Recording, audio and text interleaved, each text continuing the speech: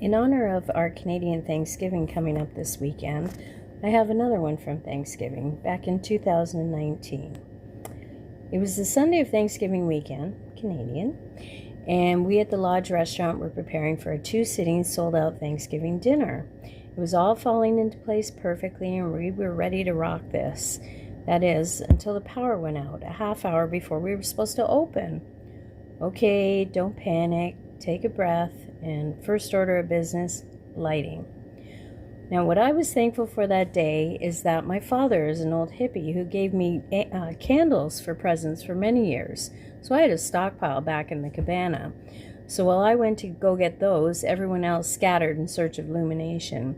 We even had neighbors showing up with batteries and generators to help us out. Meanwhile, we had guests starting to arrive for the first sitting, but everyone was in a great mood despite the circumstances. It actually looked quite festive with all the candles. The food was in chafing dishes, so no issues there. We served the guests while plotting in the background what we were going to do about the dishes, because we still had the second sitting to do. We had cottages with sinks ready to go, and we had a convoy of cars ready to take all the dishes down there. It was teamwork at its finest.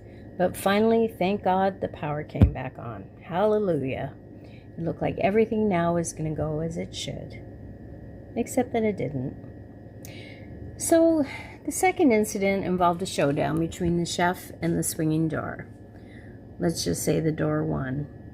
The chef had carved up another turkey to fill the buffet and was bringing it out to us when the door swung back, knocking the chafing dish full of turkey all over the floor. Well, I'm glad I wasn't in the kitchen for that meltdown. Luckily, we had more turkey, but it was slim pickings for the staff dinner that night. So now we've got the dishes going and we're getting everything clean and reset for the second sitting when Kelly appears out of the kitchen and roars for Sean to get in there. Oh my God, considering how our night has been going, I'm thinking somebody's dead. Well, of course, Chris, Sue, and I are on Sean's heels as we all go running into the kitchen to see Matt hosing down the place with a fire extinguisher while flames and sparks are flying out the outlet where the steam table was plugged in. He screamed for us to shut off the breaker, so Deb and I ran to the fuse panel and shut off everything.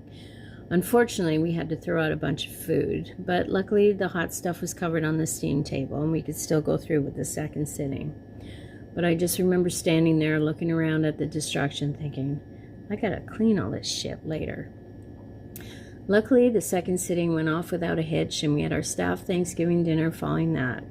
Light on the turkey. I hope your Thanksgiving is much less eventful.